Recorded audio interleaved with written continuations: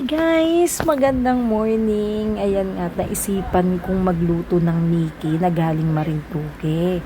Ayan nga, at nag-isa tayo ng gulay dyan. Sinamahan ko yan ng konting isda kasi wala akong pambiling karne. Ayan na nga guys, sinigyan ko na siya ng tubig at saka toyo. Ayan, ito yung Mickey na sinasabi ko. Yan, napakasarap niyan. Nagaling Marinduque talaga. Na alam nyo ba guys, pag ako'y umuwi, ay talagang kailangan ay makatikim ako ba yan ito kahit 1 kilo lang ay pwede na, diba?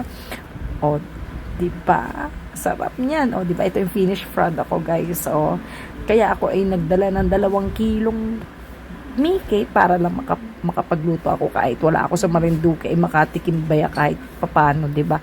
So eto nga ang unang tikim, sobrang sarap guys, kahit isda lang ang aking nilagay diyan ay naku po, ay sobrang sarap. Thank you for watching. Bye.